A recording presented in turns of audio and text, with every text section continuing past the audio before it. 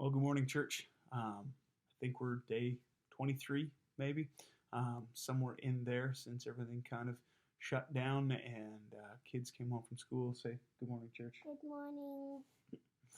I got my devotion buddy with me this morning. Um, the battle continues. The fight that we're in.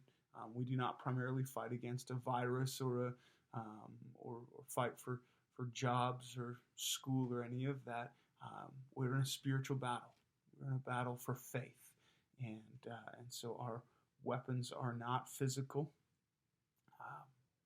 And Paul lays out in Ephesians again the gospel and how to live in light of the gospel, how to live rightly and honoring the Lord. And he says, "Be strong in the strength of His might. Put on the whole armor of God that we may be able to stand against the schemes of the devil, the schemes that would pull us away, the schemes that would cause us to doubt, to be discouraged, to have anxiety, to walk in sin, to abandon our God." And we've looked at the the belt of truth and the breastplate of righteousness and the gospel of peace and the shield of faith. And all of these are participles pointing back to the primary verb here, stand. This is how you stand. Verse 17 then, there's a new verb in play. There's a new main verb, take. Paul switches to the offense. Now it's time to move forward.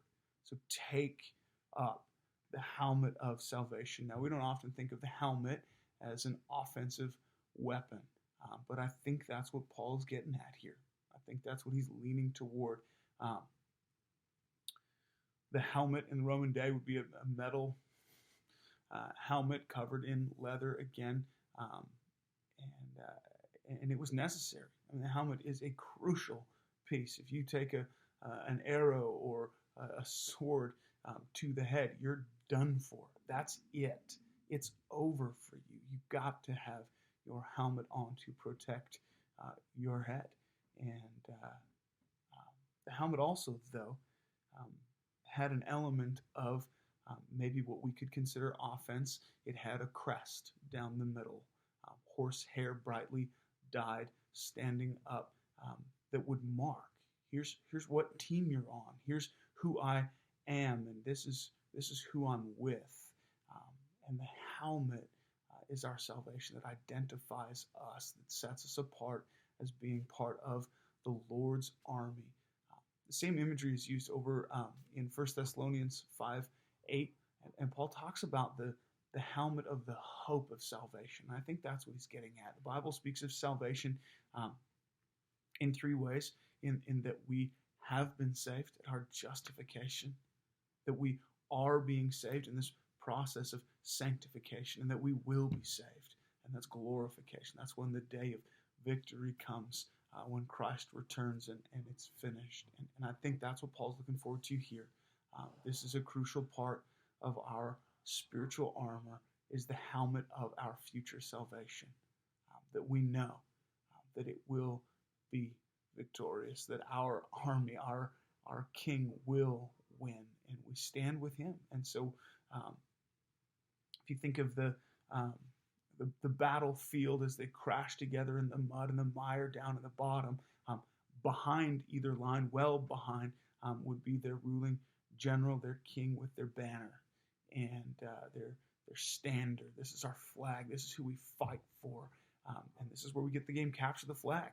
To go and to capture the other team's flag was ultimate victory. We've won. We've broken their lines. All there is left now is to tidy up. And that's what we celebrate on Easter. That Jesus is holding the enemy flag. The flag of death itself has been taken. The enemy has nothing left. His back has been broken. Our future salvation is guaranteed. And so that's our hope this morning. The battle is won. Our victory is accomplished. And we just wait for it now to come in fullness. Take up the helmet of salvation. Be encouraged. Know that the Lord has already had victory, that we will win, that we will be on the winning side as you fight this battle today. Take the helmet of salvation, the hope of our glorious salvation in Christ.